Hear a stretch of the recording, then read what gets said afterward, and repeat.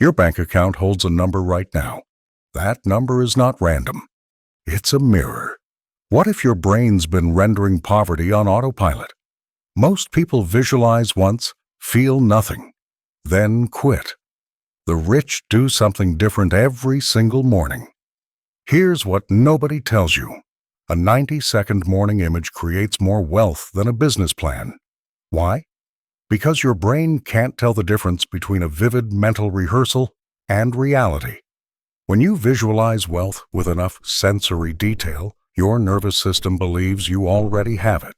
And when your nervous system believes it, your behavior changes. Your decisions shift. Opportunities you'd normally miss suddenly light up like neon signs. But here's the problem. 99% of people visualize wrong. They close their eyes, think vaguely about money, feel nothing, and wonder why their bank account stays flat. There's a neural pathway that fires in millionaires' brains every morning. It stays completely dormant in yours. Not because you're broken, not because you lack talent, but because nobody taught you the exact sequence that activates it. Today, you'll learn the daily practice that reprograms your wealth thermostat. But I need to warn you about something. If you skip even one day, you reset to zero. Your brain deletes the new wiring and defaults back to the poverty pattern. This isn't motivational fluff. This is neuroscience. Your reticular activating system needs consistent input or it abandons the new program. So here's the question you need to answer before we go further. Are you willing to commit 90 seconds every morning for 30 days? Because if you are, your outer world will have no choice but to match your inner image. And if you're not, close this now. Save yourself the time. Still here? Good. Let's reprogram your wealth operating system. Chapter 1. The visualization trap most people fall into. Let me tell you about Marcus. He visualized wealth for 6 months straight. Every night before bed, he'd close his eyes and think about being rich. He'd imagine a nice house, maybe a car, some travel. Then he'd open his eyes, feel the same, and go to sleep. 6 months later, his income hadn't moved, not a single dollar. He told me, visualization is garbage. It's just positive thinking nonsense. I asked him one question. When you visualize wealth, what do you smell? He stared at me. Smell? What does smell have to do with anything? Everything. That's what smell has to do with it. Marcus made the first fatal mistake. Vague imaging. His brain received zero sensory data. No specific scene. No tangible details. Just a foggy concept called being rich. And your brain can't wire itself around fog. It needs concrete information. The smell of leather in your new car. The weight of your phone when you check your account balance. The temperature of the air in your dream home. Here's the second fatal mistake. Emotional flatness. Most people visualize from a state of lack. They're thinking about wealth while feeling broke. Their body is tense. Their chest is tight. They're imagining abundance while their nervous system screams scarcity. And your subconscious doesn't listen to your thoughts. It listens to your emotional state. If you feel poor while visualizing rich, your subconscious says, got it, we're poor. Let's keep finding evidence of that. The third fatal mistake? No repetition system. People visualize randomly. Monday morning, Thursday night, maybe Saturday if they remember. Your brain needs consistency to build new neural pathways. One-off visualizations are like going to the gym once and expecting muscles.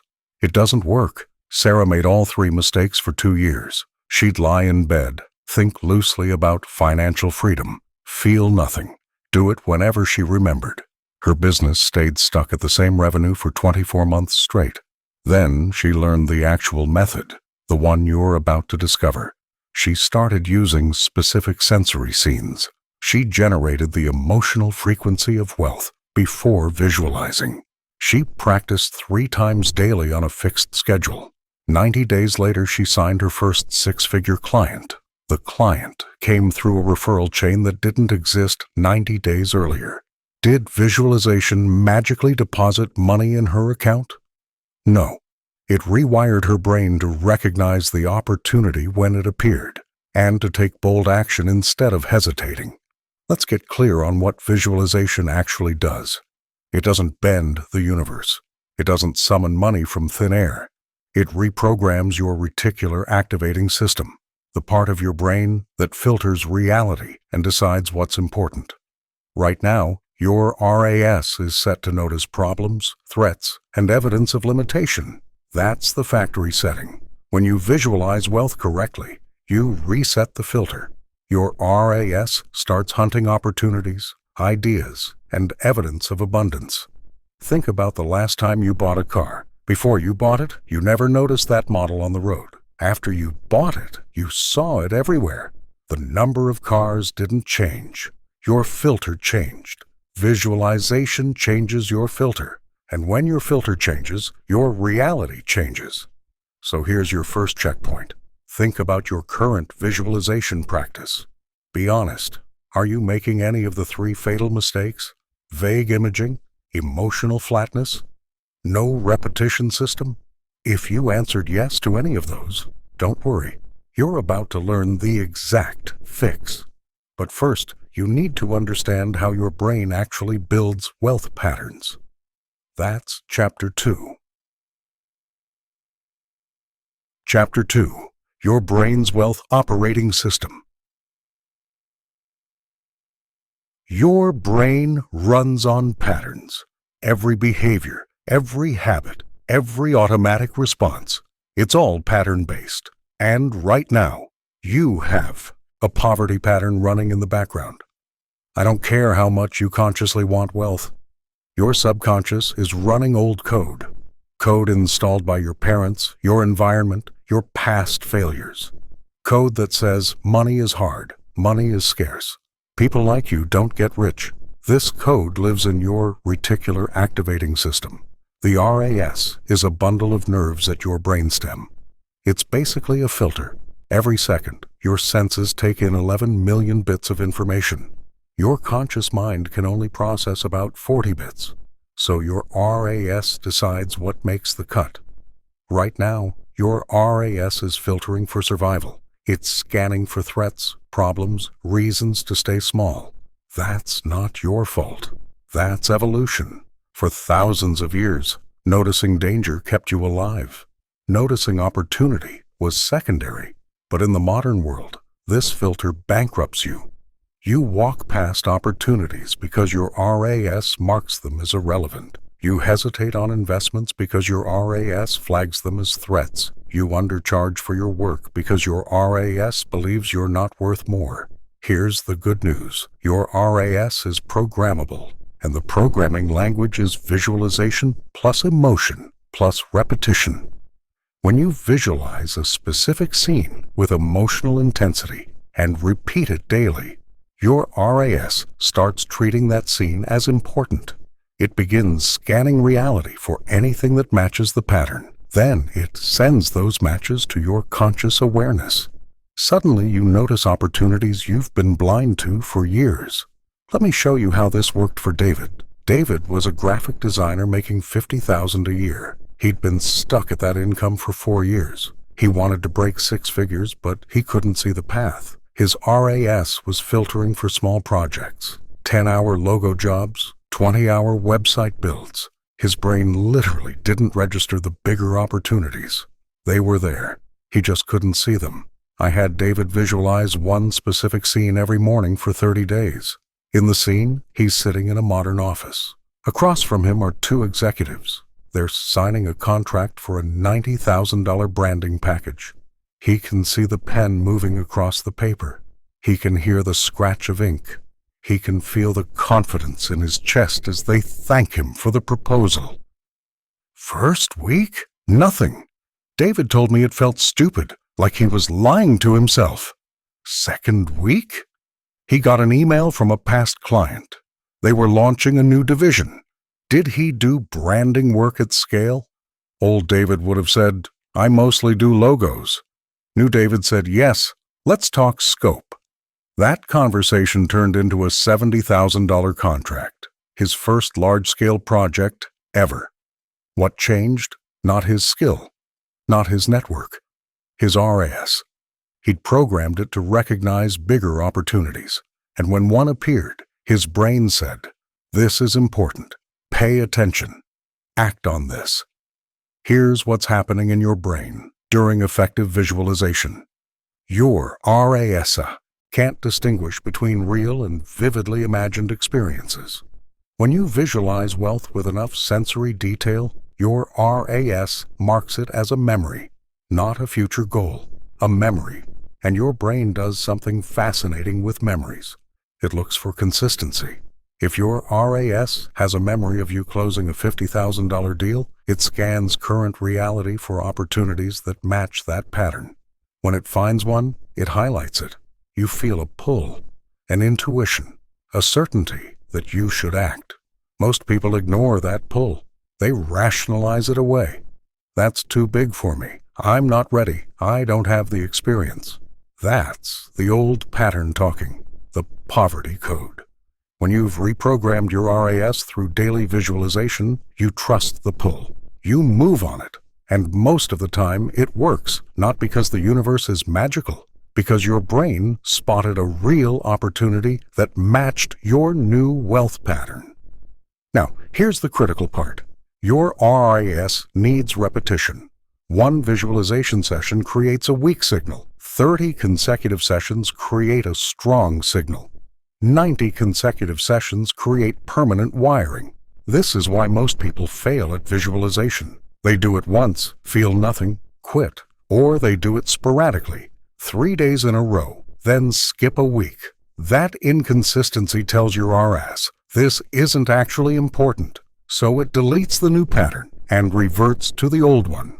Your assignment for this chapter is simple. Understand this truth. Your RAS is currently programmed for poverty. It's filtering out wealth opportunities right now, today. This morning, you probably walked past something that could have changed your financial life, and you didn't even notice it. But 30 days from now, if you reprogram your RAS, you'll spot 3 opportunities a week that you're currently blind to. And just one of those opportunities could double your income. Take a breath. Let that sink in. Your brain isn't broken. It's just running old software. And in the next chapter, you're going to install the new program. Chapter 3. The 90-Second Millionaire Morning Ritual. It's 6 a.m. Your alarm goes off. You have a choice. Choice 1. Grab your phone. Scroll. Let the algorithm program your brain with chaos, outrage, and distraction. Choice 2. Grab your future. Spend 90 seconds installing the wealth pattern that runs your entire day. Millionaires choose option 2, not because they're more disciplined, because they understand leverage. 90 seconds of focused visualization generates more wealth than 9 hours of unfocused work. Here's the exact sequence. Step 1. Emotional priming. Before you visualize anything, you need to generate the emotional frequency of wealth. This takes 15 seconds. You do it by stacking 3 micro-feelings: gratitude, certainty, and calm power. Gratitude first. Think of one thing you already have that you appreciate: your health, your home, your ability to learn. Feel that appreciation in your chest. Let it expand. This tells your nervous system you're abundant, not lacking.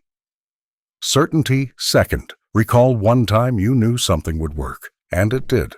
Maybe you knew you'd land a job, or finish a project, or solve a problem. Remember that feeling of unshakable knowing. That's certainty. Lock onto it. Calm power third. Think of a moment you felt completely in control.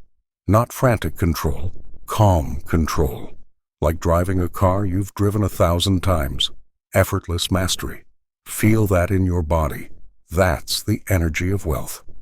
15 seconds. Gratitude, certainty, calm power.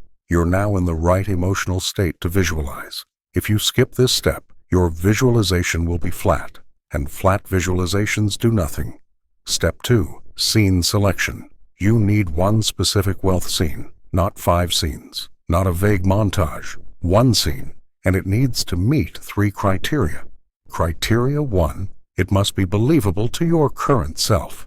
If you're making $50,000 and you try to visualize making $50 million, your subconscious rejects it as fantasy. But if you visualize making $120,000, your subconscious says, okay, that's plausible. Let's explore that. Criteria 2, it must have sensory richness. You should be able to describe what you see, hear, feel, smell, and touch in this scene. If you can't, pick a different scene. Criteria 3, it must evoke the feeling of wealth, not just the trappings. Don't visualize a Ferrari if a Ferrari doesn't genuinely make you feel abundant. Visualize the moment that gives you the emotional signature of wealth. For some people, it's closing a deal. For others, it's checking their bank balance. For others, it's sitting in their dream home office. Let me give you an example. Emma wanted to visualize wealth. Her first attempt was vague. She imagined being successful. No detail. No emotion. Nothing. I asked her, what specific moment would make you feel like you've arrived financially? She thought about it. Then she said, sitting in my home office, looking at my calendar, realizing I'm completely booked with clients I actually like, and I'm turning people away because I'm at capacity. Perfect, that's a scene. Specific, believable, emotionally rich. So Emma's wealth scene became this. She's sitting at her white desk. Morning light is coming through the window to her left. Her laptop is open. She's looking at her calendar. Every slot is filled with client names she recognizes and respects. Her phone buzzes. It's another inquiry. She smiles and thinks, I'm fully booked. She feels calm, proud, and certain. No hustle, no anxiety, just quiet success. That scene has everything. Visual details, white desk, morning light, laptop screen, auditory details, phone buzz, kinesthetic details, calm in her chest, smile on her face, emotional details, pride, certainty. When Emma visualizes this scene, her RAS gets clear instructions. Find me clients I respect. Find me enough demand that I'm at capacity. Find me calm, sustainable success.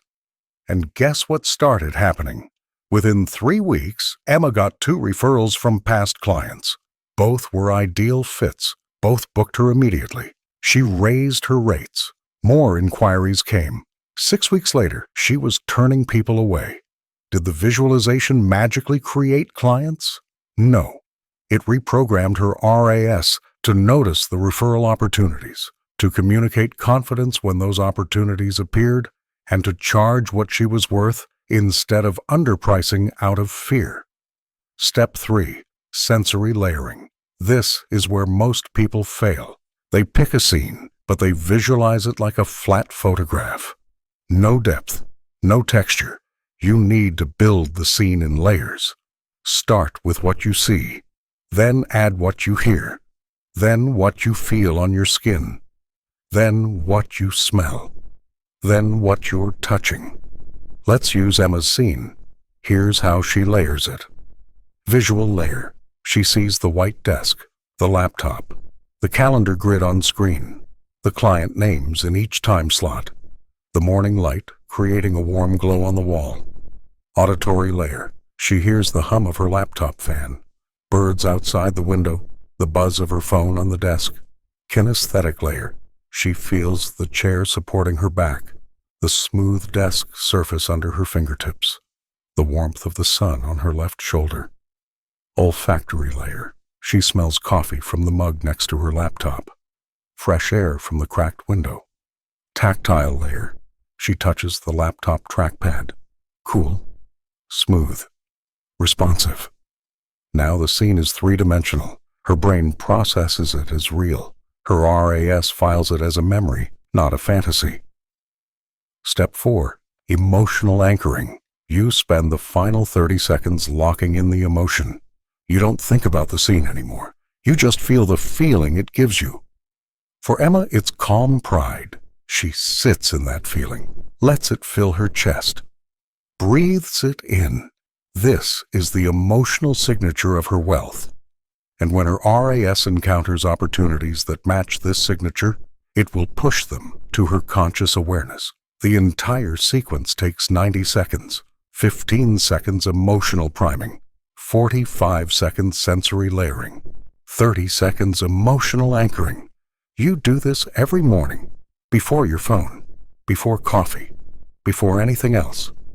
You sit up in bed, close your eyes, and run the sequence. Here's what happens over 30 days. Week 1, it feels mechanical. You're forcing it. That's normal. Week 2, it starts feeling natural. Your scene gets richer without effort. Week 3, you notice yourself thinking about the scene during the day. Random moments, that's your RAS strengthening the pattern. Week 4, opportunities start appearing. Ideas, introductions, insights. You'll know it's working because you'll feel a pull toward action. But here's the deal. You cannot skip days. 1 missed day weakens the pattern. 3 missed days deleted. Your RAS needs consistency to build new wiring.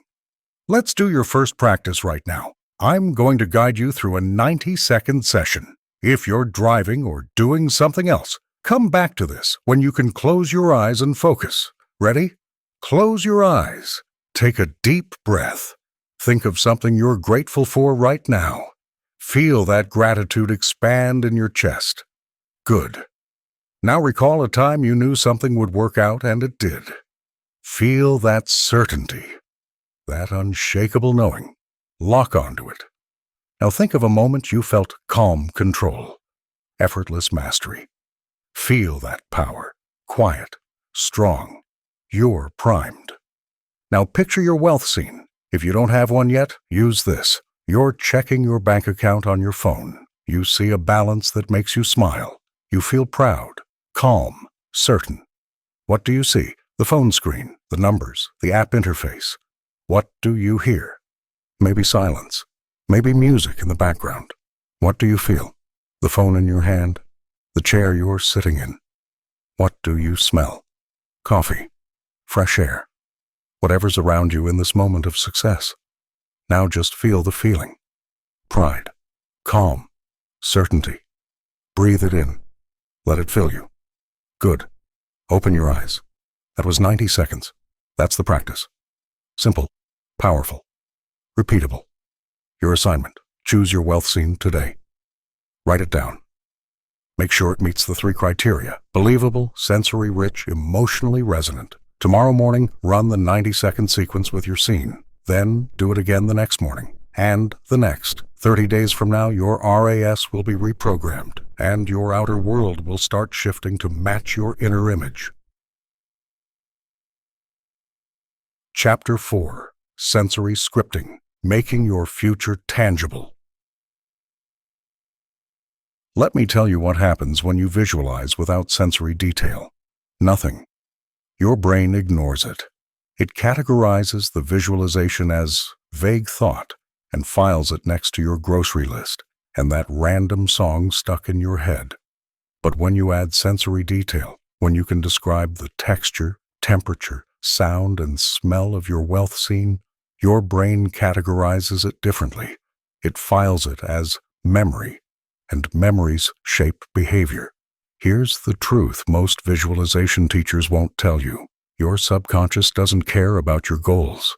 It cares about keeping you consistent with your identity, and your identity is built from memories. If all your memories say, "I'm someone who struggles with money," your subconscious will sabotage any behavior that contradicts that identity. You will hesitate on opportunities, undercharge for your work, make financially safe decisions even when bold moves are required.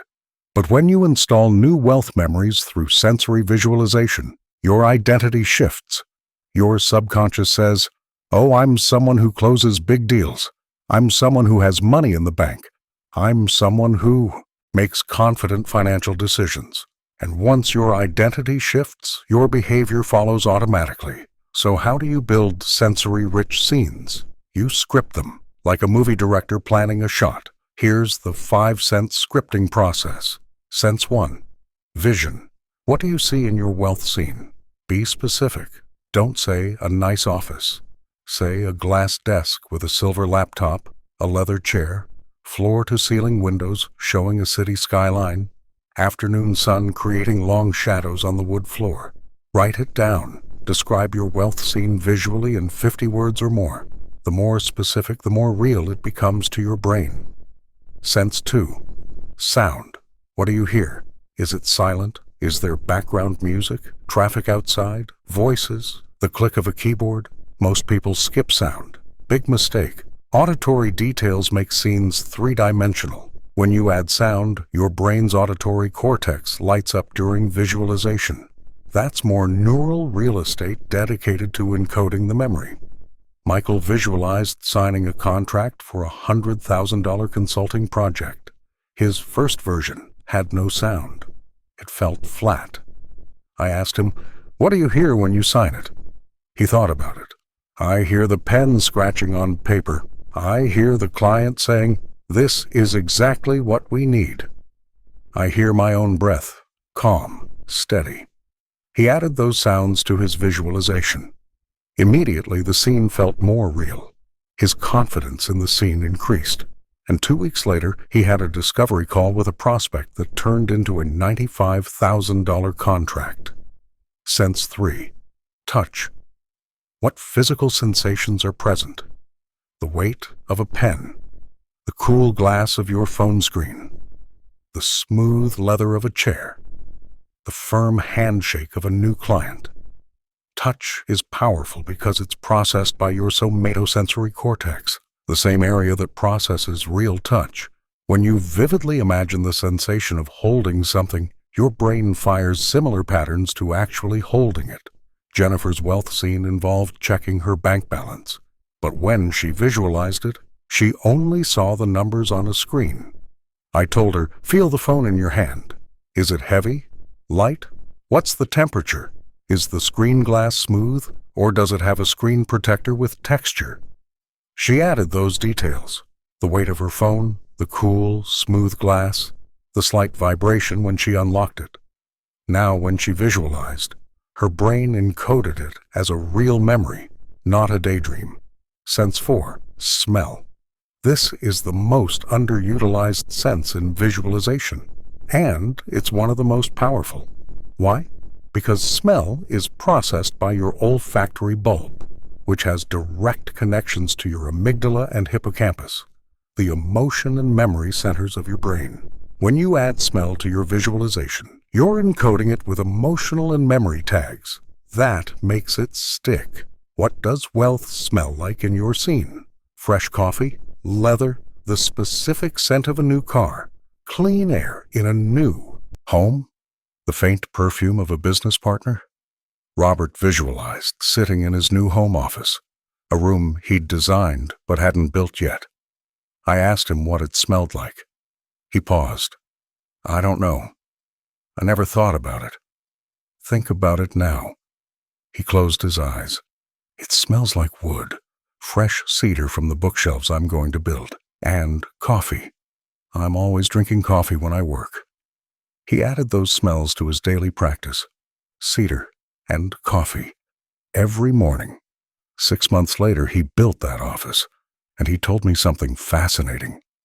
The first time I sat in there, the smell hit me: cedar and coffee, and I had this overwhelming feeling that I'd been there before, like I was remembering it, not experiencing it for the first time. That's the power of sensory scripting. You're pre-living your future so completely that when it arrives, it feels like a memory. Sense 5. Taste.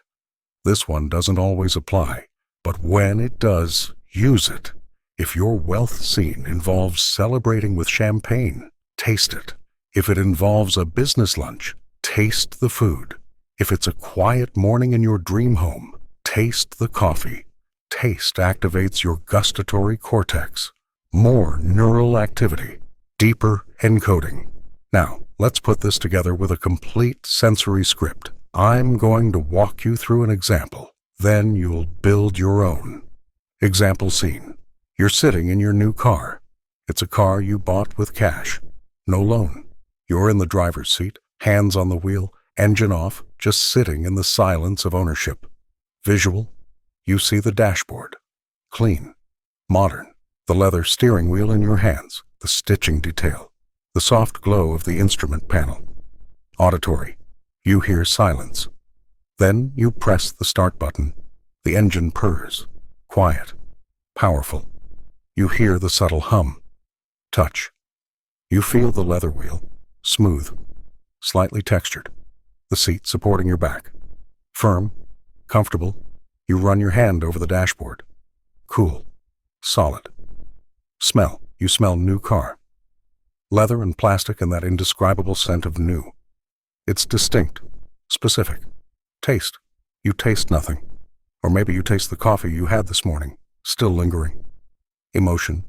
You feel pride. Calm. Certainty. You did this.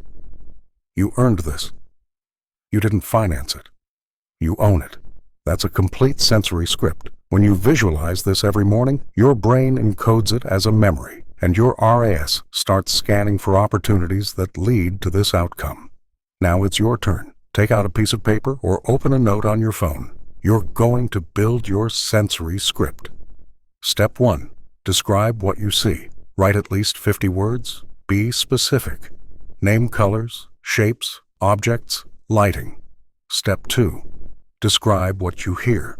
At least 3 distinct sounds. Step 3. Describe what you feel physically. At least 3 tactile sensations. Step 4. Describe what you smell. At least 1 scent. Step 5. Describe the emotion. 1 word is fine, but name it clearly. Do this now. Pause this audio if you need to. Don't move forward until you have a complete sensory script written down. Done? Good. Read your script out loud. Does it feel real? Can you picture it clearly? If not, add more detail. Revise until the scene is so vivid you could draw it. Starting tomorrow, you'll visualize this exact scene every morning. You'll use the 90-second sequence from Chapter 3, but now you have a rich, detailed scene to work with. Here's what's going to happen over the next 2 weeks. At first, you'll need to reference your written script to remember all the details. That's fine. By week 2, you won't need the script anymore. The scene will be automatic. Your brain will have memorized it. And here's the beautiful part. As you repeat the scene daily, your brain will start adding details you didn't script. You'll suddenly notice a reflection in a window, or hear a bird outside, or feel a breeze. Your subconscious is taking ownership of the scene, making it even more real. Let it. Don't force the scene to stay exactly as scripted. Let it evolve. That's a sign your RAS is accepting it as reality. One warning. Don't change scenes every day. That confuses your RAS. Pick one scene and stick with it for at least 30 days. After 30 days, if you want to upgrade the scene to reflect new goals, you can, but give your brain time to encode the current scene first. Your checkpoint for this chapter. You should have a written sensory script, 5 senses, clear emotion. If you don't, go back and build it now. This script is your blueprint. It's the image your RAS will use to filter reality. Make it count. Chapter 5. The Emotional Frequency of Wealth. Here's something most people get wrong about wealth. They think it's about the money. It's not. It's about the feeling. Rich people don't chase money. They embody a frequency. And money flows to that frequency like iron to a magnet. What frequency am I talking about? The emotional state of abundance. It's a combination of 3 feelings: gratitude, certainty, and calm power. Let me break that down. Gratitude is the feeling of already having enough, not "I'll be grateful when I get rich." That's future gratitude, which is useless. Real gratitude is present tense. You appreciate what you have right now, your health, your skills, your opportunities. When you feel grateful, your nervous system relaxes. Cortisol drops. Oxytocin rises. Your brain exits survival mode and enters growth mode. And in growth mode, you make better decisions. You see possibilities instead of threats. Certainty is the feeling of knowing it's going to work out. Not hoping. Not wishing. Knowing. This isn't delusional confidence. It's quiet, unshakable trust in your ability to figure things out. When you feel certain, you take action without hesitation. You don't need to see the entire path. You just need to see the next step, and you take it. Calm power is the feeling of being in control without forcing, like a lion walking through the savannah. No anxiety, no desperation, just presence and strength. When you feel calm power, you don't chase opportunities. You attract them. People sense your energy. They want to work with you. They trust you with bigger projects, bigger budgets, bigger responsibilities. Gratitude, certainty, calm power. That's the frequency of wealth. Now here's the problem. Most people try to visualize wealth while feeling poor. They're anxious about bills, stressed about their bank account, comparing themselves to others, and they wonder why visualization doesn't work. You can't install a wealth pattern from a poverty frequency. It doesn't compute. Your subconscious rejects it. So before you visualize, you need to shift your emotional state. You need to generate the frequency first, then visualize from that state. Here's how. The Gratitude Primer. This takes 60 seconds. You're going to list 3 things you're genuinely grateful for. Not things you think you should be grateful for. Things that actually make you feel appreciation when you think about them. It could be your ability to walk, your relationship with a friend, the fact that you woke up today. Whatever genuinely moves you. Think of the first thing. Feel the gratitude. Let it expand in your chest. Don't rush this. Actually feel it. Think of the second thing. Feel it. Think of the third thing. Feel it. Your nervous system just shifted. You're no longer in scarcity mode. You're in abundance mode. Even if your bank account is empty, you just trained your brain to recognize that you have value in your life right now. The certainty anchor. This takes 30 seconds. You're going to recall one time you knew something would work, and it did. Maybe you knew you'd land a job. Maybe you knew you'd finish a tough project. Maybe you knew you'd solve a problem that seemed impossible. Remember that moment of certainty, not the outcome, the moment before the outcome, when you just knew. Feel that feeling. It's a quiet confidence, a sense of inevitability. That's the frequency of certainty, the calm power activation. This takes 30 seconds. You're going to remember one moment when you felt completely in control. Not frantic, not stressed, just calm, effortless mastery. Maybe it was driving a familiar route. Maybe it was cooking a meal you've made 100 times. Maybe it was having a conversation where you knew exactly what to say.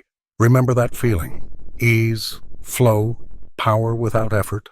Feel it in your body. Where is it? Your chest? Your shoulders? Your core? Lock onto that sensation. Now you're operating at the frequency of wealth. Gratitude, certainty, calm power. You've primed your nervous system. This is the state you need to be in before you visualize. If you skip this step, your visualization will be contaminated by whatever emotional state you woke up in.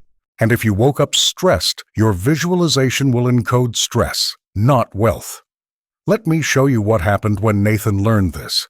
Nathan visualized wealth every day for a month. No results. He was frustrated. I asked him to walk me through his process. He said, I wake up, check my phone, see my bank account is low, feel anxious, then I close my eyes and try to visualize being rich.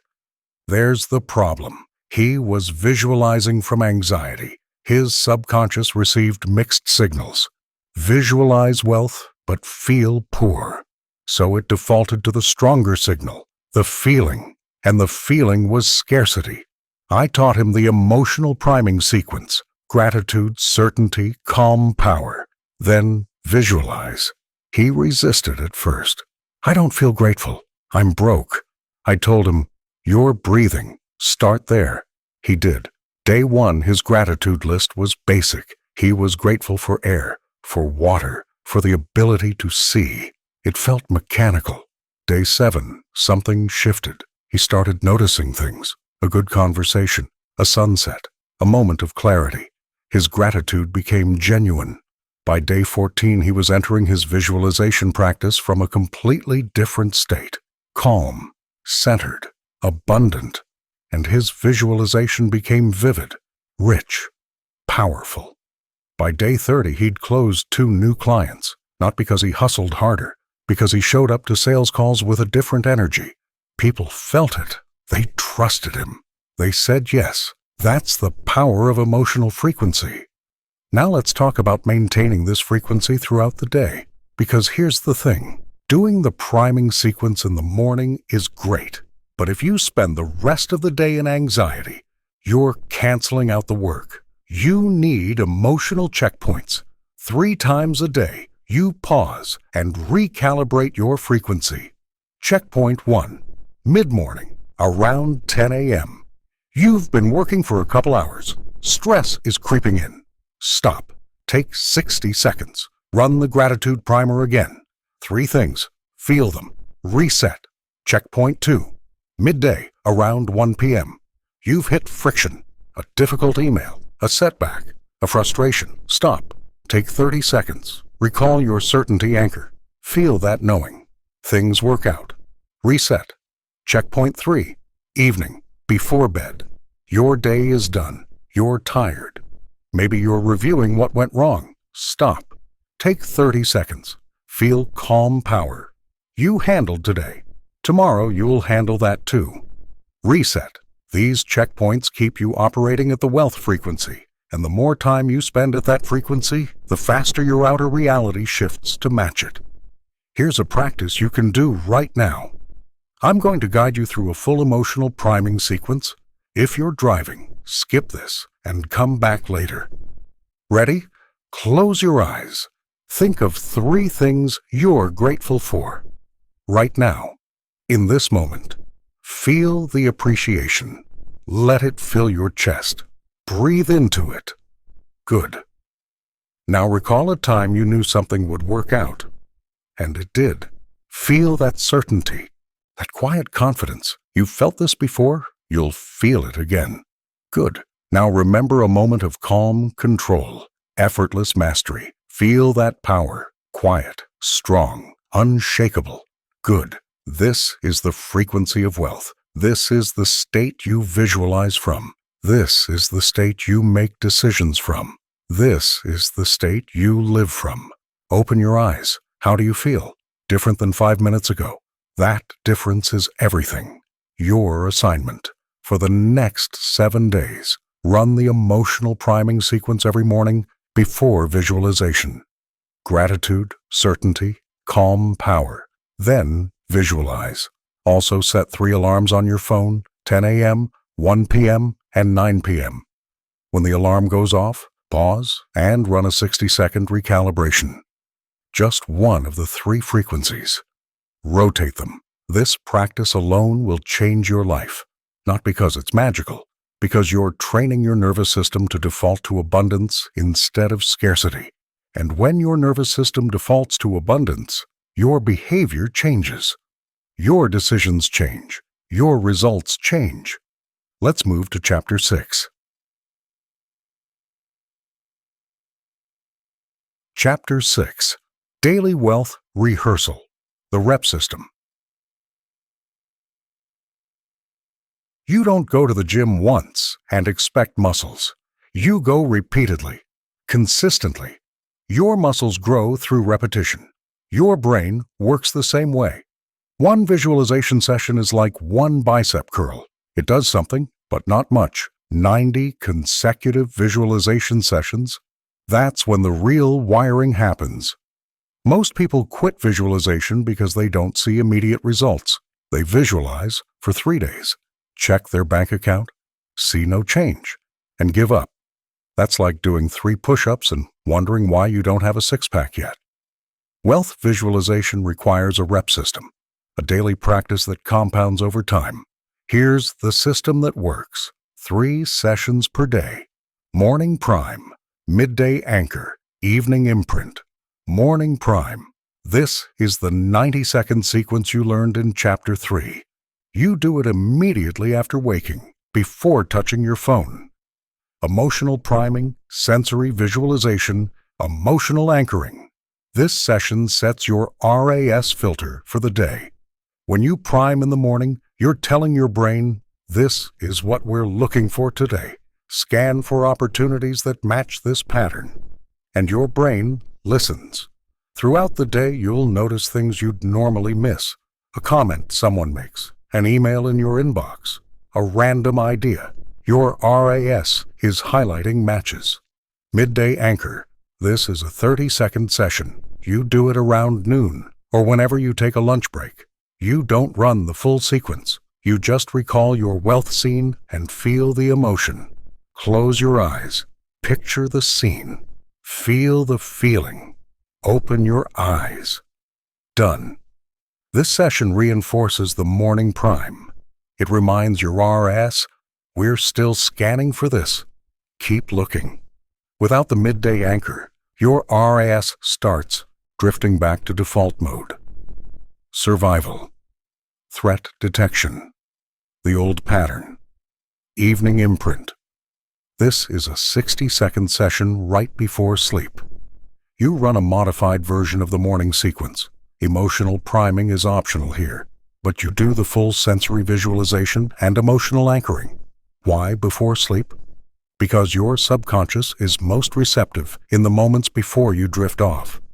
Information encoded right before sleep gets processed and consolidated during REM cycles. Your brain literally rewires itself while you sleep. When you imprint your wealth scene before bed, you're giving your subconscious hours of processing time. It's like leaving a program running overnight. People who do evening imprints report vivid dreams related to their wealth scenes. That's a good sign. It means your subconscious is actively working on the pattern. Here's what the full daily system looks like. 6 a.m. Wake up, sit up in bed, eyes closed. Run the 90-second morning prime. Emotional priming, sensory visualization, emotional anchoring. Noon. Midday break. Find a quiet spot. Eyes closed. 30-second midday anchor. Recall scene. Feel emotion. 10 p.m. Before bed. Lying down. Eyes closed. 60-second evening imprint. Sensory visualization. Emotional anchoring. Total time investment. 2 minutes and 40 seconds per day. That's less time than you spend scrolling social media at a red light. But the ROI is exponentially higher. Let me show you what happened when Alicia committed to the rep system. Alicia was a real estate agent. She'd been stuck at 10 transactions a year for 3 years. She wanted to hit 30, but she couldn't figure out how to scale. She started visualizing. Her scene. She's sitting at her desk, looking at her CRM, and seeing 30 closed deals for the year. She can see the names, the addresses, the commission totals. She feels pride, relief, and calm confidence. Week 1, she did the morning prime only. 90 seconds. Her RAS started shifting, but slowly. Week 2, I told her to add the midday anchor. She resisted. I'm busy at midday. I can't just stop and visualize. I said, you can't afford not to. She added it. 30 seconds at lunch. Just a quick scene recall. Week 3, she added the evening imprint. 60 seconds before bed. Now she was running 3 reps per day. Morning, midday, evening. And something fascinating started happening. She started getting referrals. Not a flood, just a trickle. One here, one there, but consistent. And these weren't cold leads. These were warm referrals from past clients who suddenly remembered her and thought of someone who needed an agent. By week 6, she'd closed 4 deals. That was already ahead of her usual pace. By week 12, she was at 15 closed deals. Halfway to her goal, with 6 months left in the year, she finished the year at 32. She beat her goal. Did visualization create the deals? No. It reprogrammed her RAS to recognize referral opportunities, to follow up with confidence, to ask for introductions without hesitation. Her behavior changed. Her results followed. Now, here's the critical part. You need to track your reps. Get a piece of paper. Draw a grid. 30 rows, 3 columns. Label the columns. Morning, midday, evening. Every time you complete a rep, check the box. Your goal is 90 checks in 30 days. That's 3 reps per day for 1 month. If you miss a rep, don't check the box. Be honest. This isn't about perfection. It's about consistency. Here's what the tracking does. It makes the practice visible. You can see your streak, and streaks are powerful. Once you hit 7 days in a row, you won't want to break the streak. It becomes a game. Also, tracking creates accountability. You can't lie to yourself about whether you're doing the work. The boxes don't lie. Some people use apps, habit trackers, reminders. That's fine. Use whatever system works for you. Just make sure you're tracking. Now let's talk about what happens when you miss a day. Because you will. Life happens. You sleep through your alarm. You have an emergency. You forget. One missed day isn't catastrophic, but it does weaken the pattern. Your RAS starts to question whether this is actually important. If you miss one day, don't spiral. Don't quit. Just get back on track the next day. Do your 3 reps. Keep moving. If you miss 3 days in a row, you've lost momentum. The pattern starts deleting. You'll need to restart the 30-day cycle. That's not a punishment. It's just how your brain works. Inconsistency signals low priority. Your RAS reallocates resources elsewhere. So the rule is simple. Don't miss 3 days in a row. Ever. Here's a practice for you right now. I want you to set 3 daily alarms on your phone. Alarm 1, your wake-up time. Label it Morning Prime. Alarm 2, noon. Label it Midday Anchor. Alarm 3, 30 minutes before your bedtime. Label it Evening Imprint. Do this now. Set the alarms before you move on. Done. Good. Starting tomorrow, when those alarms go off, you stop whatever you're doing and run the rep. No exceptions. No, I'll do it later. When the alarm sounds, you do the practice. This is the discipline that separates people who transform their finances from people who stay stuck. Your checkpoint for this chapter. You should have 3 daily alarms set and a tracking sheet ready. If you don't, go back and do it now. The rep system is your foundation. Everything else builds on this. Don't skip it. Don't half-ass it. Commit to the reps, and your reality will shift. Briska. Chapter 7. Obstacle Visualization. Pre-solving your blocks. Here's what most visualization teachers won't tell you. Positive visualization alone isn't enough. If you only visualize success, your brain has no plan for obstacles. And when obstacles appear, and they will, you'll freeze. You'll hesitate. You'll revert to old patterns. This is why so many people visualize success but fail when challenges arise. They didn't rehearse the obstacles. There's a technique called mental contrasting. It's backed by research from Gabriele Oettingen at NYU. Here's how it works. You visualize your desired outcome. Then you visualize the obstacles that could prevent it. Then you visualize yourself overcoming those obstacles. This 3-step process prepares your brain for reality. It doesn't just encode the destination, it encodes the path, including the rough patches. When you mentally rehearse obstacles, you're installing contingency plans in your subconscious. So when the obstacle appears in real life, you don't panic. You execute the plan. Let me show you how to do this. Step 1. Identify your 3 biggest wealth obstacles. These are the things that have historically blocked you from financial success. For some people, it's self-doubt. They get an opportunity, then they talk themselves out of it. For others, it's fear of rejection. They avoid asking for the sale, the raise, the investment. For others, it's inconsistency. They start strong, then lose momentum. Whatever your obstacles are, name them. Write them down. Be honest. Step 2. Visualize encountering the obstacle. This is uncomfortable. You're intentionally imagining the thing you don't want. But it's necessary. Let's say your obstacle is self-doubt. You get a big opportunity. A potential client asks if you can handle a project twice the size of anything you've done before. Visualize that moment. Feel the doubt rising. Hear the voice in your head saying, "You're not ready. You're going to fail."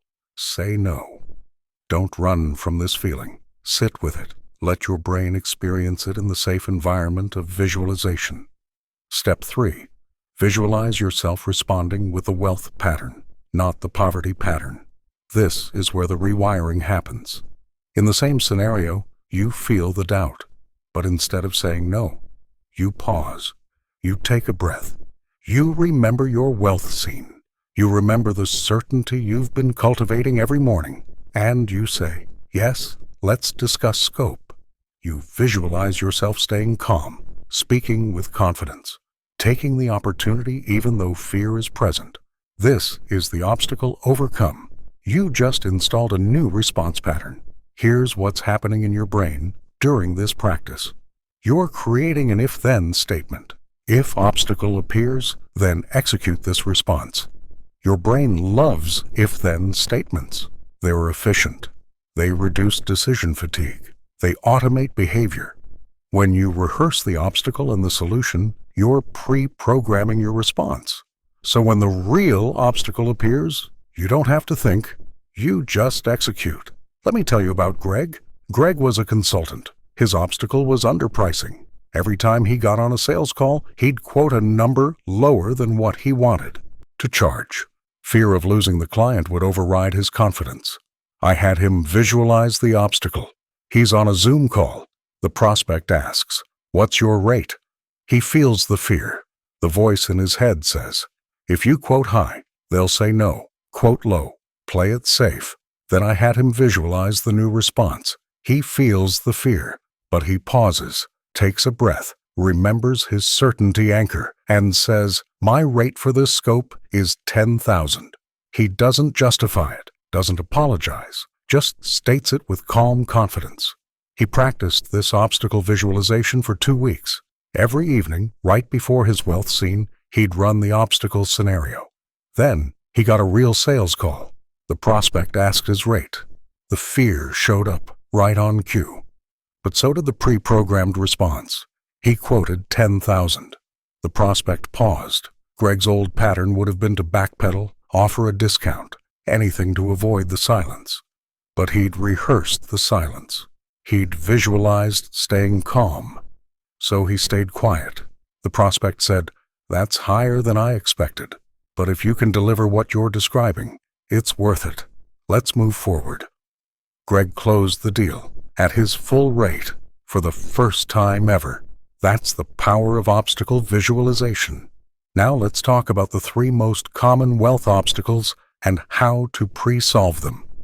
Obstacle 1, self-doubt. The solution is the certainty anchor. When doubt appears, you recall a past success, something you weren't sure you could do, but you did it anyway. Feel that certainty, then act from that state.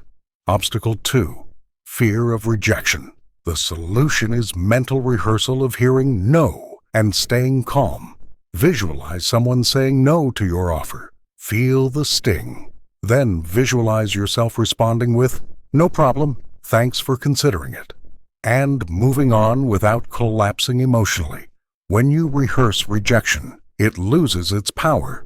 You realize no isn't fatal, it's just information. Obstacle 3, inconsistency. The solution is the rep system from Chapter 6, but you also visualize yourself on a tough day, tired, unmotivated, and you see yourself doing the practice anyway. This mental rehearsal of discipline makes actual discipline easier. You've already done the hard thing in your mind. Doing it in reality feels like a repeat. Here's your obstacle visualization practice. You're going to add this to your evening imprint session. After you run your wealth scene, you spend 30 seconds on one obstacle. You rotate through your 3 obstacles each night. Night 1. Visualize obstacle 1 and the wealth response. Night 2. Visualize obstacle 2 and the wealth response. Night 3. Visualize obstacle 3 and the wealth response. Repeat. Over 30 days, you'll rehearse each obstacle 10 times. That's enough repetition to install the new response pattern. And here's what's going to happen. When the obstacle shows up in real life, you'll have a moment of recognition. Oh, I've been here before. Not literally, but your brain will feel like it has. And instead of freezing, you'll execute the solution you rehearsed. Let me give you a script for one obstacle visualization. Use this as a template. Obstacle, self-doubt on a big opportunity. Scene, you're on a call. Someone offers you a project that's bigger than anything you've done. You feel doubt rising. Your chest tightens. The voice says, "You can't do this." Response, you pause. Take a deep breath. You recall your certainty anchor. Remember a time you succeeded despite doubt. Feel that knowing. Then you say, "This is exactly the kind of project I'm looking for." Let's discuss next steps. Feel the calm confidence in your voice. See the person nodding. You just claimed the opportunity. Now it's your turn. Write down your 3 obstacles. Pick one. Visualize encountering it. Then visualize the wealth response. Do this tonight, before bed, and every 3rd night for the next month. This practice alone will eliminate 90% of the blocks that have kept you financially stuck. Your checkpoint. You should have 3 obstacles identified and 1 obstacle visualization script written. If you don't, stop and do it now. Obstacles aren't the enemy. They're predictable, and anything predictable can be pre-solved. Chapter 8. The Identity Shift Protocol. Your wealth ceiling isn't determined by your skills. It's determined by your identity. If your identity says, "I'm not a 6-figure person," you will sabotage every opportunity that could take you past 6 figures. If your identity says, "Money is hard for me," you will unconsciously make money hard. Your identity is a collection of beliefs about who you are, and those beliefs were installed early by your parents, your environment, your past experiences. Here's the problem. Those beliefs are operating in the background, shaping every decision you make, and most of them are poverty beliefs. I'm not good with money. People like me don't get rich. I have to work hard to earn anything. These aren't facts, they're stories, but your brain treats them as facts, and it will do everything in its power to keep you consistent with those stories. So if you want to change your wealth results, you need to change your wealth identity. Here's how. The Future Self Dialogue. This is a visualization technique where you have a conversation with the version of you who already has the wealth you want. It sounds strange, I know, but it works. And here's why. When you imagine a conversation with your future self, your brain starts treating that future self as a real person, someone with wisdom, someone who's already solved the problems you're facing. And when you ask that future self for advice, your subconscious provides answers, not magical answers. Answers based on your own knowledge and intuition, just accessed from a different perspective. Here's the practice. Step 1. Close your eyes. Imagine yourself 5 years from now. You've achieved the financial success you want. You're living the wealth scene you've been visualizing. See this future version of you. What are they wearing? How do they carry themselves? What's different about their energy? Step 2. Ask your future self a question. It could be, how did you get here? Or, what's the most important thing I need to know right now? Or, what belief did you let go of that I'm still holding on to? Step 3. Listen. Don't force an answer. Just sit in the question and let your subconscious respond. You might hear words. You might get an image. You might just feel a knowing. Trust whatever comes. When I first did this practice, I asked my future self, what's the biggest difference between you and me? The answer came immediately. I stopped waiting for permission. That hit me. I realized I'd been waiting for someone to validate my ideas, my prices, my ambitions. My future self didn't wait. They just moved. That insight changed my behavior. I started taking action without seeking approval, and my income doubled in 6 months. Now let me show you how to use this practice to rewrite your wealth identity. You're going to identify your current wealth identity statement. This is the sentence that describes how you see yourself financially. For most people, it's something like, I'm someone who struggles with money, or I'm not naturally good at business, or I always have to hustle to get by. Write down your current identity statement. Be brutally honest. Now, ask your future self to give you a new identity statement. Close your eyes. See your wealthy future self. Ask them, how do you describe yourself financially? Listen, the answer might be, I'm someone money flows to easily, or I'm a natural at creating value, or I'm someone who attracts abundant opportunities. Write down the new identity statement. This is your new operating system. Instead of running the old identity, you're going to install the new one. Here's how you do that. Every morning, after your wealth visualization, you say the new identity statement out loud, just once, with conviction. I'm someone money flows to easily. Your subconscious hears it, and over time it starts acting as if it's true. But here's the thing. You can't just say the statement. You need to feel it. So before you say it, you run your emotional priming sequence. Gratitude, certainty, calm power. Then you speak the identity statement from that state. This practice takes 10 seconds, but it rewires your self-concept. Let me tell you about Karen. Karen's old identity statement was, I'm terrible with money. I always have been. That statement had been true for 40 years. She'd proven it repeatedly. Debt, bad investments, impulsive spending. I had her do the future self dialogue. Her future self said, I'm someone who makes smart financial decisions and trusts myself with money. Karen resisted. That's not true. I can't just say that. I told her, it's not true yet. But if you keep saying your old identity statement, it will never be true. You're choosing which story to reinforce. She started saying the new statement every morning. For the first week, it felt like a lie. Week 2, something shifted. She got a bonus at work.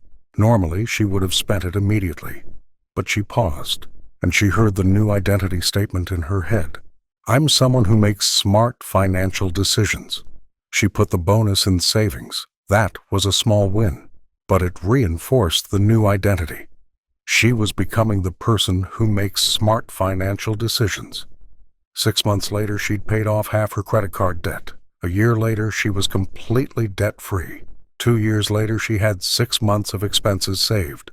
The money results followed the identity shift, not the other way around. Now let's talk about the old story, burning ritual.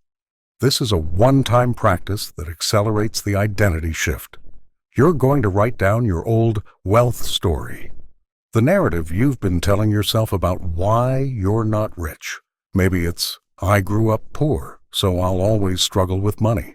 Maybe it's, I'm not smart enough to build wealth.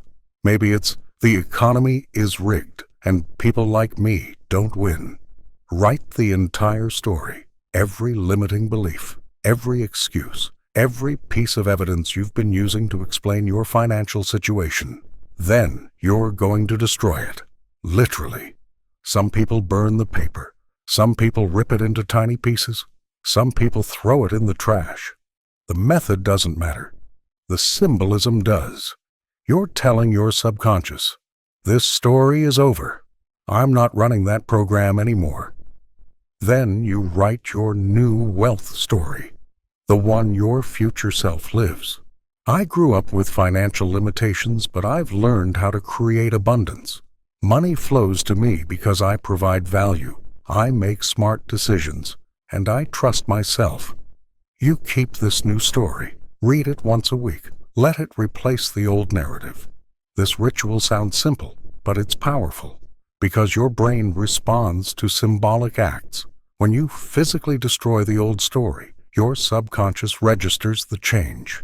Here's your practice for this chapter. Step 1. Do the future self dialogue. Ask your future self for a new identity statement. Write it down. Step 2. Add the identity statement to your morning practice. After visualization, say it out loud once, with feeling. Step 3. Do the old story burning ritual. Write the old story. Destroy it. Write the new story. Keep it. This is deep work. It's uncomfortable, but it's necessary. Your identity is the lens through which you see opportunities. If your identity says you're not capable of wealth, you will literally be blind to wealth-building opportunities. But when you shift your identity, you shift your perception, and new possibilities become visible. Your checkpoint.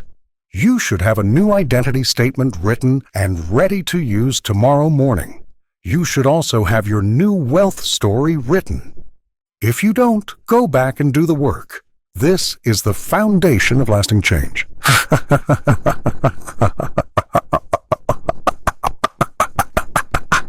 Chapter 9. Visualization checkpoints. Measuring neural change.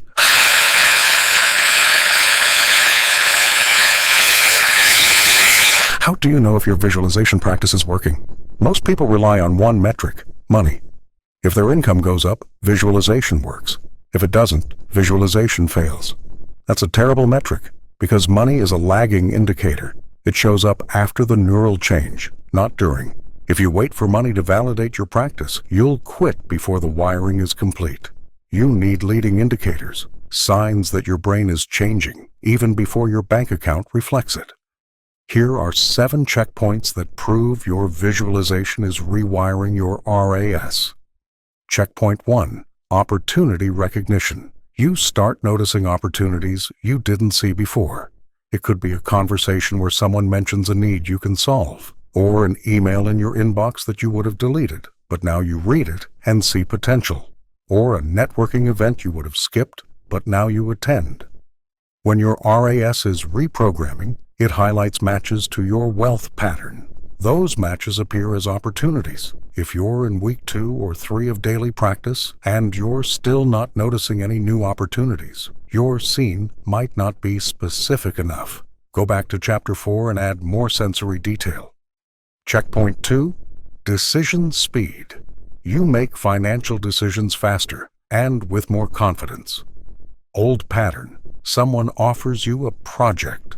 You say, "Let me think about it." You agonize for days. You talk yourself out of it. New pattern. Someone offers you a project. You assess it quickly. If it aligns with your wealth scene, you say yes immediately. This isn't recklessness. It's clarity. Your RAS has a clear filter now. It knows what to say yes to. If you're still hesitating on every opportunity, your emotional priming might be weak. Go back to Chapter 5 and strengthen your certainty anchor. Checkpoint 3. Risk tolerance. You're willing to take calculated risks you would have avoided before. This doesn't mean you're gambling. It means you're no longer paralyzed by fear of failure. You invest in a course. You hire help. You raise your prices. You pitch a bigger client. These are risks, but they're aligned with your wealth pattern. So your RAS says, this is consistent with who we're becoming. Let's do it. If you're still playing it safe on everything, you need to add obstacle visualization from Chapter 7. Rehearse taking risks and succeeding. Checkpoint 4. Emotional resilience. Setbacks don't derail you like they used to. Old pattern, something goes wrong. You spiral. You question everything. You consider quitting. New pattern, something goes wrong. You feel the disappointment. Then you remember your wealth scene. You remember your certainty anchor. You adjust and keep moving. This is a huge sign that your RAS is rewiring, because your brain now has a clear target. One setback doesn't erase the target. It's just a detour. If setbacks still crush you, you need to strengthen your evening imprint from Chapter 6. That's where resilience is built. Checkpoint 5. Language shift. The way you talk about money changes. Old pattern: I can't afford that. Money is tight. I'm broke. New pattern: that's not a priority right now. I'm allocating my resources strategically. I'm building wealth. Your language reveals your identity, and when your identity shifts, your language shifts automatically. If you're still using poverty language, go back to Chapter 8. Your identity statement needs more reinforcement. Checkpoint 6. Inspired action. You get ideas, and you act on them immediately. Old pattern: you get an idea, you write it down, you think about it. It sits in a notebook forever. New pattern: you get an idea, you feel a pull, you take the first step within 24 hours. This is your RAS pushing wealth-aligned ideas to your conscious awareness and giving them urgency. If you're still not acting on ideas, you need to check your rep consistency from Chapter 6. Inconsistent reps create weak signals. Checkpoint 7. Synchronicities. Coincidences start happening. You think about someone, and they call you with an opportunity. You need a specific resource, and it shows up. You have a problem, and the solution appears. Skeptics call this luck. Neuroscientists call it selective attention. Your RAS is filtering reality for matches, and you're finally noticing them. If you're not experiencing any synchronicities by week 4, your sensory scripting from Chapter 4 needs to be richer. Add more detail. Now, here's how you track these checkpoints. Get a notebook. Every evening before your evening imprint, spend 2 minutes journaling. Answer these questions. What opportunity did I notice today that I might have missed a month ago? Did I make any decisions faster or with more confidence today? Did I take any risks today, even small ones? How did I respond to challenges today?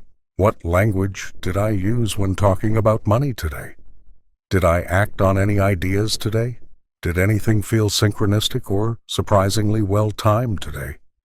You don't need to write essays, just bullet points, quick notes. Over 30 days, you'll see patterns. You'll notice the checkpoints lighting up, and that will give you the confidence to keep going, even if your bank account hasn't shifted yet. Because here's the truth: the neural change happens first. The behavior change happens second. The money change happens third. Most people quit between Step 1 and Step 2. They don't trust the process long enough to see the results. But if you track the checkpoints, you'll see the progress, and progress creates momentum.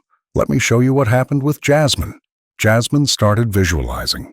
Week 1, nothing. Week 2, still nothing. She was ready to quit. I told her, start tracking the checkpoints. She did. At first, her journal entries were blank. No opportunities, no changes, nothing. Week 3, she wrote, I noticed a LinkedIn message from someone asking if I do freelance work. Normally, I would have ignored it because I'm too busy. But I responded. That was checkpoint 1, opportunity recognition. Week 4, she wrote, the LinkedIn connection turned into a discovery call. They asked my rate. I quoted it without hesitating. Old me would have lowered it. I didn't. That was checkpoint 2, decision speed. Week 5, she wrote, I signed the contract. It's 3 times bigger than my usual projects. I'm nervous, but I said yes anyway. That was checkpoint 3, risk tolerance. By week 8, Jasmine's journal was full of checkpoints, and her income had increased by 40%. The money followed the neural change. It always does. Your assignment: start a checkpoint journal tonight. Just a simple notebook. Answer the 7 questions every evening for the next 30 days. At the end of 30 days, review your entries. You'll see the transformation in black and white. And if you're not seeing any checkpoints light up by week 3, go back to the earlier chapters. Something in your practice needs adjustment, stronger sensory detail, better emotional priming, more consistent reps. This isn't guesswork. It's a system, and the checkpoints tell you if the system is working. Your checkpoint for this chapter: you should have a journal ready and a commitment to track daily for 30 days. If you don't, stop and set that up now. Measurement creates accountability, and accountability creates results. Chapter 10: The 30-Day Wealth Imprint Challenge. Everything you've learned so far comes together in this chapter. The 30-Day Wealth Imprint Challenge is your commitment. It's the structured protocol that turns visualization from a concept into a habit.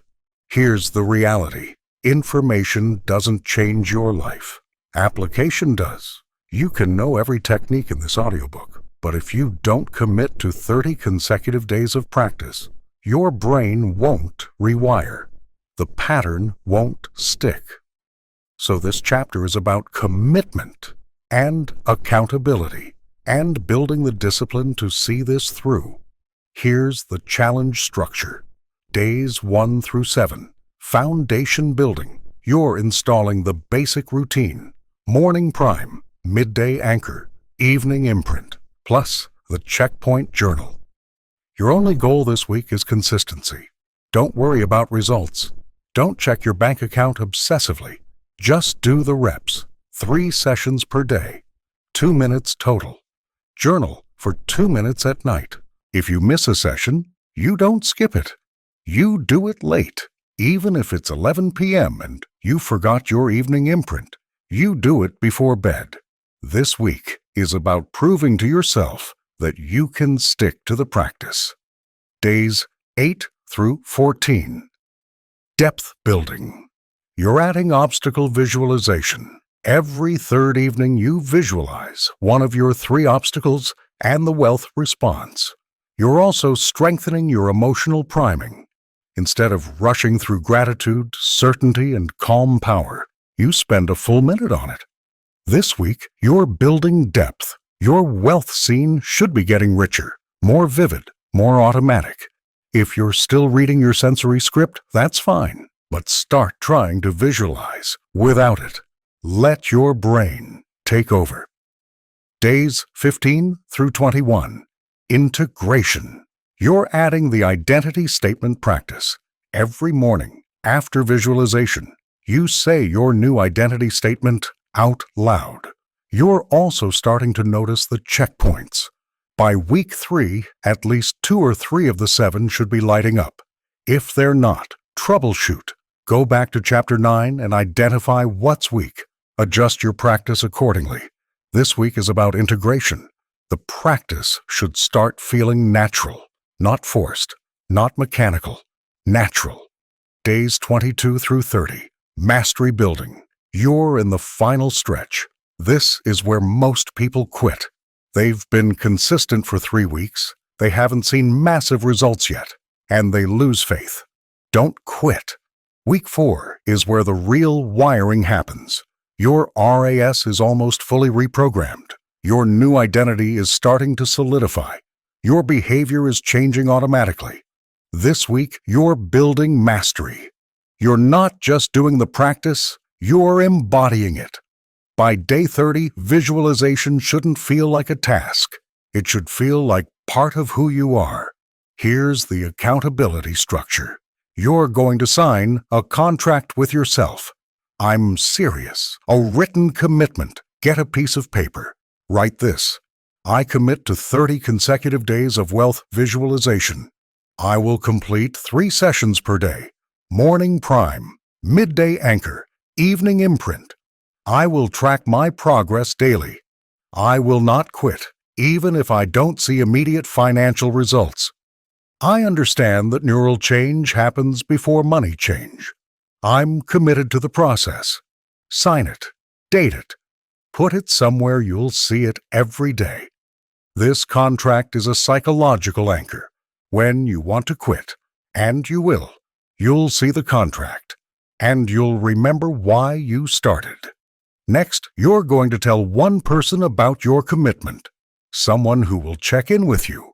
It could be a friend, a partner, a coach, someone who will ask, "Did you do your 3 sessions today?" External accountability increases your completion rate by 70%. Don't skip this step. Now let's talk about the micro-challenges. These are small daily actions that reinforce the wealth pattern outside of visualization. Day 1, micro-challenge. Review your current money mindset. Write down 3 limiting beliefs you hold about wealth. Just identify them. Don't try to fix them yet. Day 2, micro-challenge. Audit your language. Every time you say something negative about money today, notice it. Write it down. Awareness is the first step to change. Day 3, micro-challenge. Find one small financial win from your past. A time you made a smart money decision. Write about it. Remember the feeling. Day 4, micro-challenge. Raise your prices, even if it's just by 5%. Update your website, your proposals, your quotes. Embody the identity of someone who charges their worth. Day 5, micro-challenge. Invest in yourself. Buy a book. Take a course. Hire a coach. Even a small investment signals to your subconscious that you're worth developing. Day 6, micro-challenge. Have a money conversation. Talk to someone about finances, not complaining, not venting. A real productive conversation about building wealth. Day 7, micro-challenge. Celebrate your week 1 completion. Do something small to acknowledge your consistency. Your brain needs to associate the practice with reward. Day 8, micro-challenge. Identify one financial goal you've been avoiding. Write it down. Why have you been avoiding it? What's the fear underneath? Day 9, micro-challenge. Take one action toward that goal, even if it's tiny. Research, a phone call, an email. Movement creates momentum. Day 10, micro-challenge. Clean up one area of financial clutter. Organize receipts. Review subscriptions. Update your budget. Physical order creates mental clarity. Day 11, micro-challenge. Practice receiving. If someone offers to buy you coffee, say yes. If someone compliments your work, say thank you without deflecting. Train yourself to receive. Day 12, micro-challenge. Ask for something. A referral, a testimonial, a discount. Practice making requests without apologizing. Day 13, micro-challenge. Review your checkpoint journal. What patterns are emerging? What's changing? Write a 1-paragraph reflection. Day 14, micro-challenge. Celebrate week 2 completion. You're halfway to permanent wiring. Acknowledge that. Day 15, micro-challenge. Update your wealth scene if needed. Has your vision expanded? Has your goal shifted? Adjust your visualization to match your growth. Day 16, micro-challenge. Share your wealth vision with someone. Not for validation, just to practice speaking it out loud with confidence. Day 17, micro-challenge. Identify one person in your life who's achieved the financial success you want. Reach out to them. Ask one question. Learn from their path. Day 18, micro-challenge. Audit your environment. What around you reinforces poverty thinking? A cluttered workspace? Negative news? Toxic relationships? Identify one thing to change. Day 19, micro-challenge. Create a visual reminder of your wealth scene. A photo, a drawing, a word. Put it where you'll see it daily. Day 20, micro-challenge. Practice gratitude for money you've already received. Look at past payments, paychecks, gifts. Feel appreciation. This primes your RAS for more. Day 21, micro-challenge. Celebrate week 3 completion. You've built a 21-day streak. Neurologically, you're almost there. The habit is forming. Day 22, micro-challenge. Review your identity statement. Is it still resonating? If not, revise it. Your identity should evolve as you grow. Day 23, Micro Challenge. Take one bold financial action, something that scares you a little. Quote a higher rate, pitch a bigger client, invest in something, stretch. Day 24, Micro Challenge. Practice saying no to financial decisions that don't align with your wealth pattern. Turn down a lowball offer. Decline a project that's beneath your value. Day 25, Micro Challenge. Journal about your transformation. How are you different than you were 25 days ago? What shifted in your thinking, your behavior, your confidence? Day 26, Micro Challenge. Plan your week 5 practice. The 30-day challenge ends at day 30, but the practice doesn't. How will you maintain the habit? Day 27, Micro Challenge. Identify your biggest win from this challenge. It might not be money, it might be confidence, clarity, courage, name it. Day 28, Micro Challenge. Share your biggest win with someone. Tell them what you've learned. Teaching reinforces learning. Day 29, Micro Challenge. Reflect on obstacles you've overcome. Which of your 3 obstacles showed up? How did you respond? Celebrate your growth. Day 30 Micro Challenge. Complete your final visualization session. Make it intentional. This is the session that locks in 30 days of neural rewiring. Feel the weight of this moment. After day 30, you'll do a full review. You'll read through your checkpoint journal. You'll assess which of the 7 indicators have shifted. You'll measure your progress, and then you'll decide, do I continue? Most people who complete 30 days continue, because by day 30, the practice is automatic and the results are starting to show. But here's the warning. If you stop at day 30, the wiring will start to fade. Your RAS will drift back to the old pattern. So the real question isn't, will I do 30 days? It's, will I make this a lifetime practice? The people who build lasting wealth don't visualize for a month and stop. They visualize for life. Your checkpoint for this chapter. You should have a signed commitment contract, an accountability partner identified, and a clear understanding of the 30-day structure. If you don't, go back and set that up now. This is it. The challenge starts tomorrow, or today, if you're ready. 30 days, 3 sessions per day, 90 reps total, 1 transformation. Are you in? So, Chapter 11, When Visualization Meets Action, the Manifestation Bridge. Visualization without action is fantasy. Action without visualization is hustle. You need both. This chapter is about the bridge, the moment when your mental practice translates into physical results. Here's what most people get wrong. They visualize, they feel inspired, they get an idea, and then they wait. They wait for the perfect time, the perfect plan, the perfect conditions. Waiting kills momentum. By the time conditions feel perfect, the inspiration is gone. The idea is stale. The opportunity has passed. The manifestation bridge is the practice of taking immediate action on inspired ideas. Here's how it works. You're doing your morning prime. You're visualizing your wealth scene. And suddenly, an idea pops into your head. It could be, I should email that past client and ask for a referral. Or, I should update my pricing on my website. Or, I should reach out to that person I met at the event last month. These aren't random thoughts. They're RAS-generated signals. Your brain spotted a match to your wealth pattern and pushed it to your conscious awareness.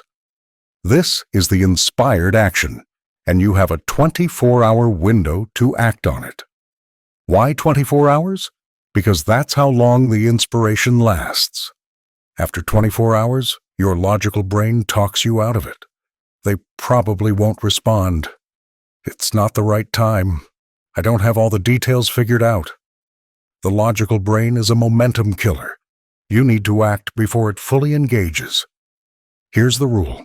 If an idea comes during or immediately after visualization, and it's aligned with your wealth pattern, you take one action step within 24 hours.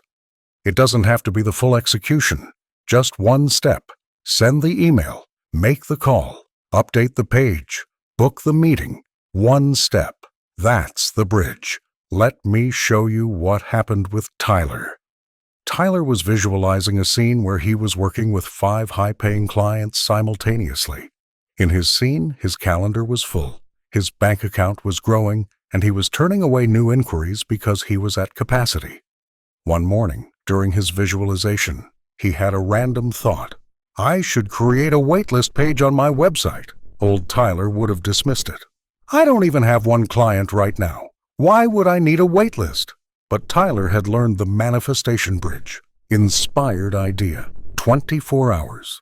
One action step. He spent 30 minutes that afternoon creating a simple waitlist page. I'm currently at capacity. Join the waitlist for my next opening. He published it. Felt a little silly, but he did it. 2 weeks later, he got a referral. A warm lid. They went to his website and saw the waitlist page. Instead of thinking, he's probably available, they thought he must be in demand. I need to get on this. They reached out immediately. I saw you have a waitlist. Is there any chance you have an opening sooner? This is urgent for us. Tyler closed the deal at a premium rate because the waitlist page signaled value and scarcity. Did the visualization create the referral? No. But it generated the inspired idea to create the waitlist page, and that page converted the referral into a high-paying client. That's the manifestation bridge in action. Now let's talk about the inspired action filter, because not every idea that pops into your head is worth acting on. Some ideas are distractions, your brain trying to avoid the real work. The inspired action filter has 3 criteria. Criteria 1. Does this idea align with my wealth scene? If your wealth scene is about having 5 high-paying clients and the idea is to start a side project in a completely different niche, it's probably a distraction. But if the idea is to reach out to a potential high-paying client, it's aligned. Criteria 2. Does this idea feel energizing or draining? Inspired action feels light, exciting. Even if it's scary, there's a pull toward it. Distraction action feels heavy, obligatory, like you should do it but you don't want to. Trust the energy. If it feels like a pull, it's probably inspired. If it feels like a push, it's probably a distraction. Criteria 3. Can I take one action step in 24 hours? If the idea requires a month of planning before you can do anything, it's not an inspired action. It's a long-term project. Inspired actions are immediate: email, call, post, book, buy, create. If an idea meets all 3 criteria, act on it within 24 hours. Let me give you another example. Nina was visualizing financial freedom. Her scene was checking her bank account and seeing 6 months of expenses saved. She felt calm, secure, free. One evening during her imprint session, she had a thought. I should set up automatic transfers to savings. Every paycheck, 10%. She checked the filter. Aligned with her scene. Yes, 6 months of savings requires consistent saving. Energizing or draining? Energizing. She felt relief just thinking about automating it. Can I act in 24 hours? Yes, she could log into her bank app and set it up in 5 minutes. She did it that night. 10% of every paycheck automatically transferred to savings. 6 months later, she had 3 months of expenses saved. Not 6 yet, but she was halfway there. And it happened automatically. No willpower required. Just one inspired action. Now let's talk about the action visualization loop. This is how you sustain momentum. You visualize. You get an inspired idea. You act on it within 24 hours. The action creates a result. The result gives you new information. You visualize the next level. You get a new inspired idea. You act. The cycle repeats. This loop is how visualization translates into real-world wealth. Without action, visualization is just daydreaming. Without visualization, action is just random hustle. But when you combine them, you create a guided trajectory. Your RAS filters for opportunities. You act on them. The actions compound. The results appear. Here's your practice for this chapter. Starting tomorrow, keep a small notebook or a note on your phone labeled Inspired Actions. Every time an idea pops up during or after visualization, write it down immediately. Then run it through the filter. Aligned, energizing, immediate. If it passes, take one action step within 24 hours. Then check it off the list. Do this for 30 days. You'll be shocked at how many inspired ideas you get, and you'll be even more shocked at how many of them turn into tangible results. Most people ignore 90% of their inspired ideas. They wait for the big idea, the perfect plan. But wealth isn't built on perfect plans. It's built on small, aligned actions taken consistently. Your checkpoint for this chapter: you should have an inspired actions list ready to use starting tomorrow. If you don't, set it up now. The manifestation bridge isn't magic. It's the natural result of a reprogrammed RAS plus immediate action. Visualize, act, repeat. That's the formula. Chapter 12. Sustaining Your Wealth Vision for Life. You've made it to the final chapter. If you've been applying everything so far, your brain is different than it was when you started. Your RAS is filtering differently. Your identity is shifting. Your behavior is changing. But here's the hard truth. All of that progress can disappear if you stop the practice. Your brain is efficient. It prunes neural pathways that aren't being used. If you stop visualizing, the wealth wiring weakens. Within weeks, your RAS drifts back to the old pattern. This chapter is about sustaining your practice for life, because the people who build lasting wealth don't visualize for a month. They make it a permanent part of their identity. Here's the lifetime maintenance system. Phase 1, days 1 through 90. You're in building mode, 3 sessions per day. Morning prime, midday anchor, evening imprint. No exceptions. This is the intensive phase. You're creating new neural pathways from scratch. It requires consistency. By day 90, the pathways are strong. The habit is automatic. You don't think about doing it. You just do it. Phase 2, days 91 through 365.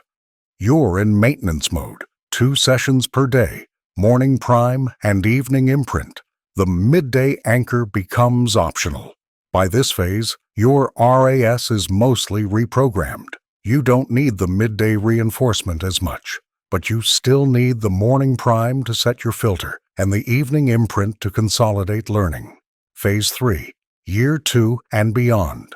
You're in mastery mode, 1 session per day, morning prime only. At this level, visualization is part of your identity. You don't do it to change your brain. You do it because it's who you are. But here's the warning. Life will test your commitment. You'll go on vacation. You'll get sick. You'll have a crisis. And you'll skip a session. One skipped session isn't fatal, but it's the beginning of a pattern if you're not careful. This is where relapse prevention comes in. Relapse Prevention Plan, the 3-strike system. Strike 1. You miss 1 session. Forgive yourself. Get back on track the next day. No guilt, no spiral. Just resume. Strike 2. You miss 2 sessions in a week. This is a yellow flag. Something is interfering with your practice. Identify what it is. Adjust your schedule. Recommit. Strike 3. You miss 3 sessions in a week. This is a red flag. You're losing the pattern. You need an intervention. The intervention is a 7-day reset. You go back to phase 1, 3 sessions per day for 7 days. This re-strengthens the wiring before it fully deletes. Most people don't have a relapse prevention plan, so when they miss a session, they feel guilty. The guilt makes them avoid the practice. The avoidance turns into weeks of inactivity, and they're back to square one. Don't let that happen. Use the 3-strike system. It gives you grace, but also accountability. Now let's talk about the common relapse triggers and how to prevent them. Trigger 1. Travel. You're out of your routine. You're in a hotel. You don't have your normal environment. Prevention. Set a phone alarm for your morning prime, no matter where you are. Visualize. In the hotel bed. In the airport terminal. In the car. Your scene doesn't require a specific location. It just requires 90 seconds of focus. Trigger 2. Setbacks. Something goes wrong financially. You lose a client.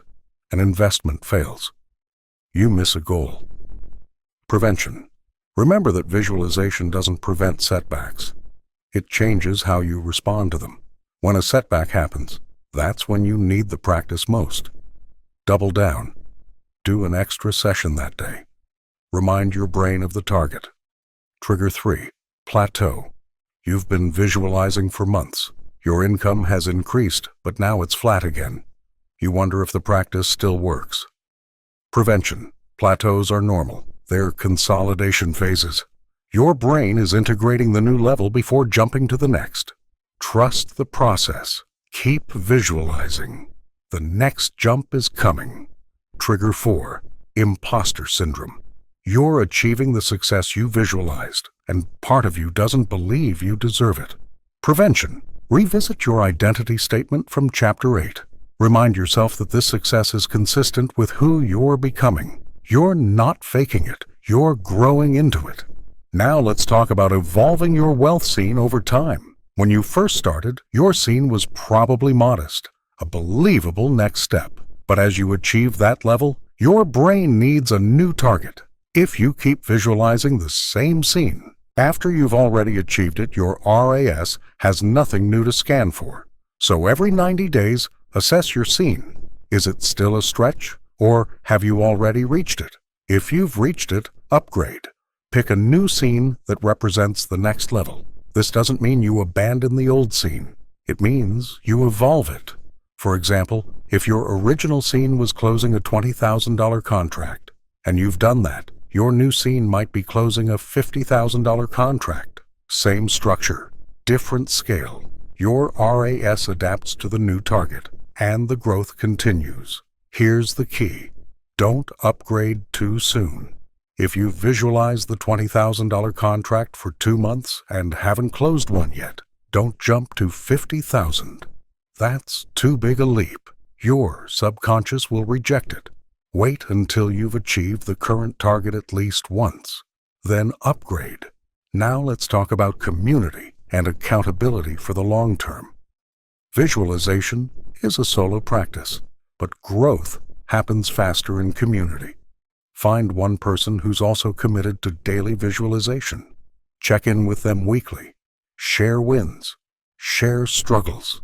Hold each other accountable. This doesn't have to be formal. It could be a text exchange, a 5-minute call, a voice note. The point is to have someone who understands the practice and will ask, "Did you do your sessions this week?"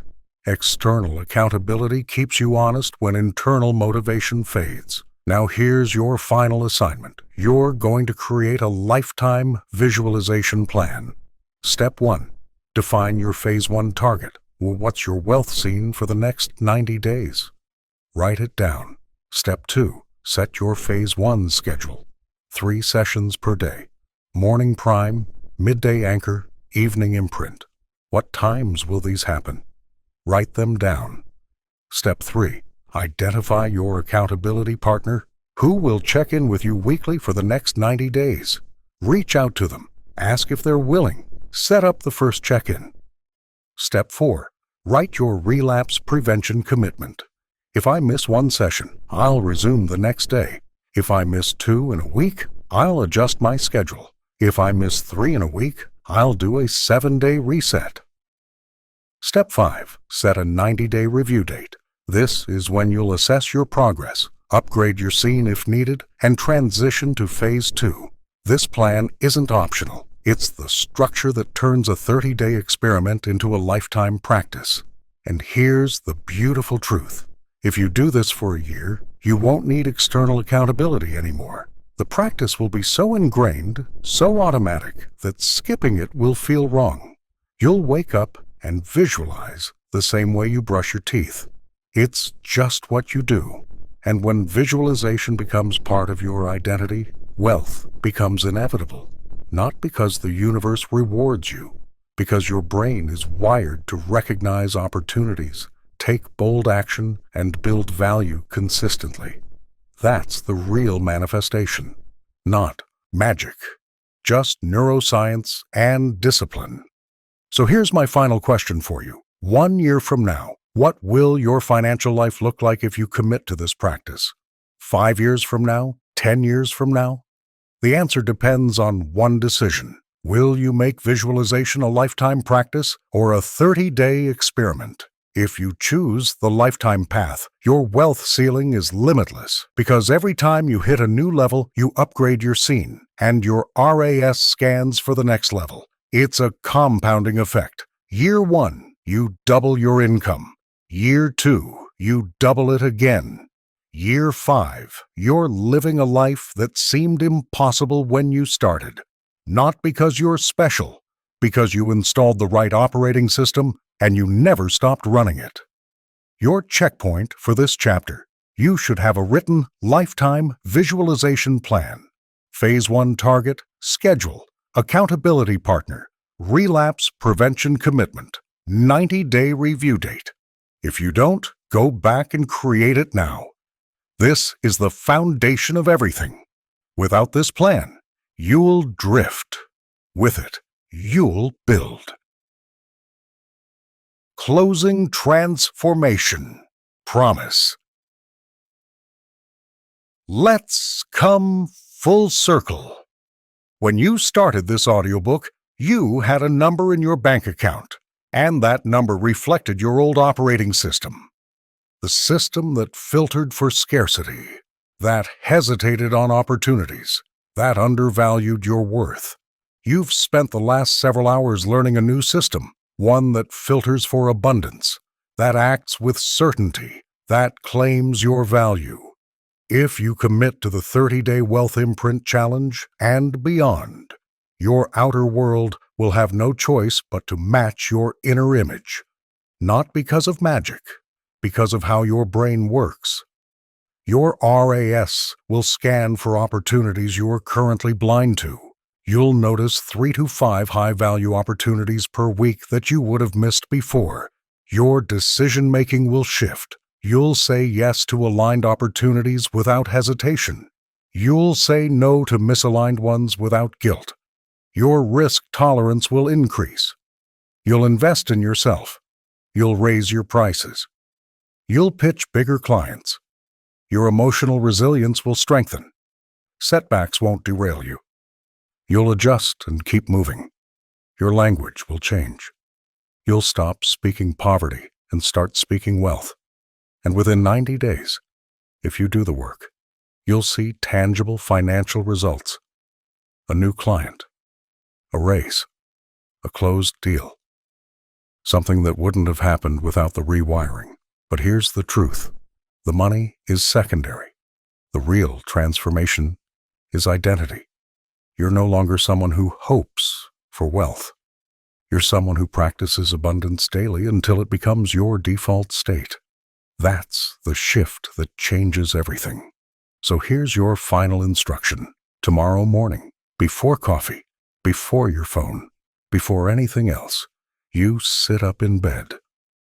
Close your eyes. Run the 90-second sequence. Emotional priming, gratitude, certainty, calm power, sensory visualization, your wealth scene in vivid detail, emotional anchoring. Feel the feeling of already having it. Then, you open your eyes and you start your day as the person who's already wealthy. You do this the next day, and the next, and the next. 30 days from now, You'll look back at this moment as the hinge point, the moment you stopped consuming information and started applying it, the moment you stopped waiting for wealth and started installing it. Your visualization practice starts in the next 60 seconds, not tomorrow, not when conditions are perfect. Now, close your eyes, see your wealth, feel it already here. The practice begins now. Your future self is waiting. Go meet them.